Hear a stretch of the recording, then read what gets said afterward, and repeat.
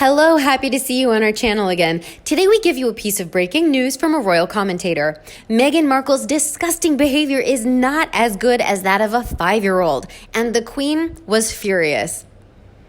It didn't upset the Queen when Meghan Markle stuck out her tongue. It infuriated her. It was made clear to Meghan that this behavior is not expected of a royal. Meghan was advised to do this by the PR firm she hired. They told her if she sticks out her tongue at the public, it would make her seem more approachable. Meghan used this gesture when she was wearing her more formal royal clothing for the first time. She believed it implied a desire to look funny and real rather than stiff and starchy. This self-effacing trait was seen as a tie sign to connect with her young fans when she was appearing at very dressy royal events. Meghan was told to grin and roll her eyes at the cameras to show that she was still natural and down to earth despite wearing a long gown and a tiara. Apparently, the Queen told Meghan she would never see Princess Anne poking out her tongue at the public. Appalling. Absolutely appalling and unbelievable. Even a 5-year-old child knows it's rude, and there was Meghan Markle about to join the royal family doing it. That vulgar display definitely showed that her behavior was far below royal family standards to fit. Absolutely low-class, vulgar, and unacceptable public behavior in any UK family, and especially from someone about to join the royal family. Horrifying to think that Meghan Markle embarrassed the Queen and royal family in front of the whole world. And just as horrifying is knowing that sort of behavior must be acceptable to her and where she came from. Is there a source, a real source, for the notion that a hired PR firm actually advised her to do this? She really stuck her tongue out as a gesture. There must be a video of it, as she is constantly videoed wherever she goes. One frame where she's licking her lip doesn't make it. She needs no help or guidance to be the disgusting, disrespectful, troublemaking, and immature woman that is Meghan. And there are numerous pictures of other royals with their tongue out. But there's a huge difference in how Meghan stuck her tongue out on numerous occasions. She looks like a spoiled child. The photo of Prince William and Kate doesn't look to me like they're sticking out their tongues. And in Kate's photo, it certainly doesn't look like she's looking straight at the camera and knowingly doing it. The very small portion of tongue that they're showing doesn't even compare to the inch and then some protruding from Meghan's disgusting mouth. Another royal commentator had this to say. Why do some Brits not accept Meghan Markle as a royal? After all, there have been so many foreigners like the Normans who have occupied the British throne. There are two things that really aren't British and don't sit well with us: being told what to do and being told what to do by someone who seems a bit of a hypocrite.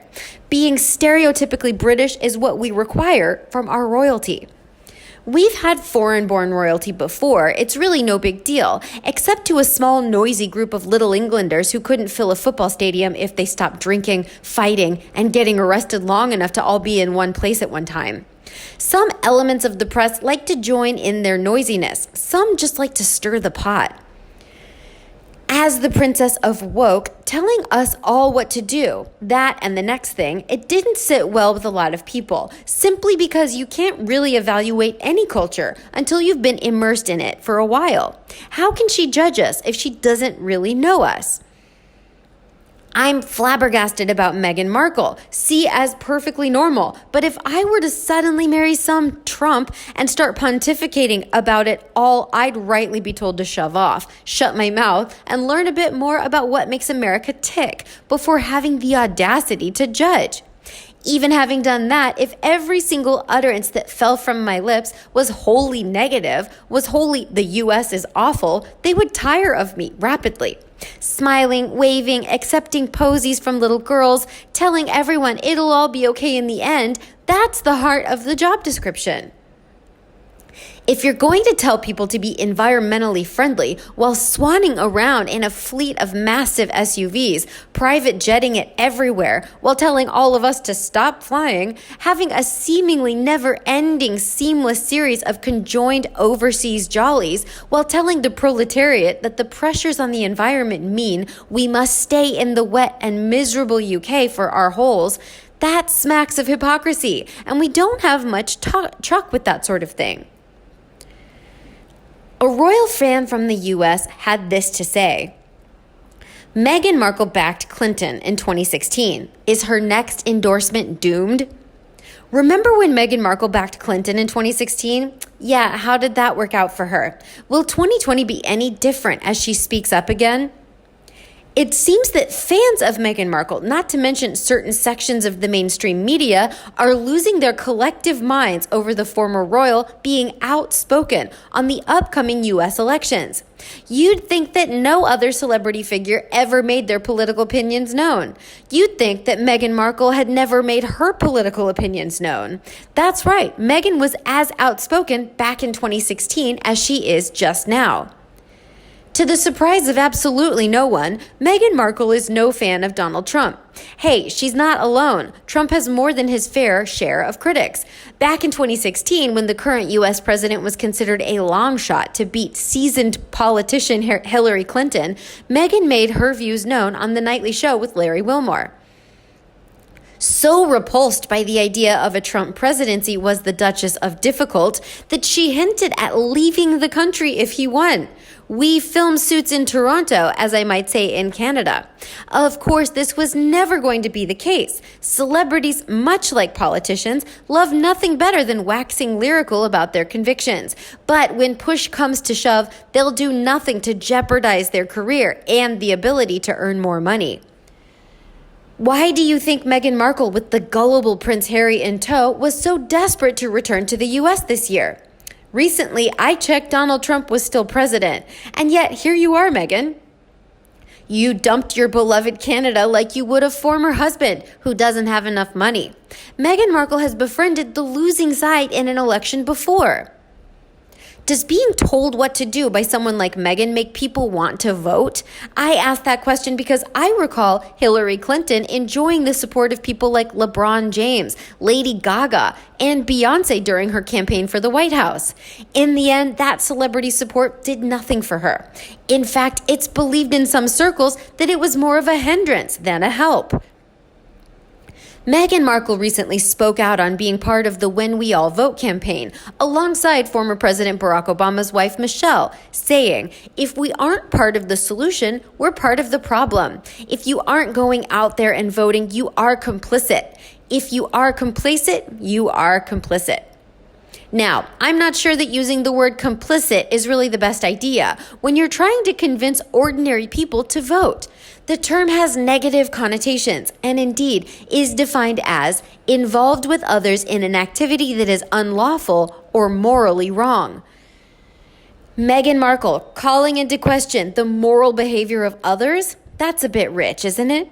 And that goes for almost all celebrities. They worship at the altar of money and fame. Morals aren't something in ready supply on the streets of Los Angeles or Santa Barbara. Ordinary people don't like being told what to do by Meghan Markle or anyone else. Casting our minds back to 2016, Meghan Markle was pushing the anti-Trump agenda hard. Yes, of course, Trump is divisive. Think about female voters alone, right?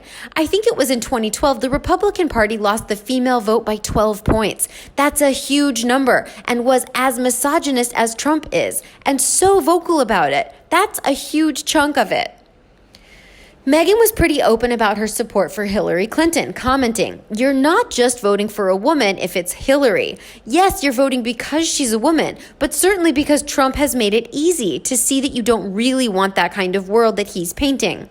I don't know about you, but I won't vote for a political candidate just because she's a woman." She may be a terrible choice. Indeed, it seems that Meghan's message back then didn't really work. Will it work this time? I'll leave you with the words of Ronnie Cho, former Associate Director of Public Engagement for the Obama administration. A healthy skepticism young people have for people telling them what to do and telling them how to think makes it harder for even the most followed person on Twitter, like Katy Perry, to turn out people to vote.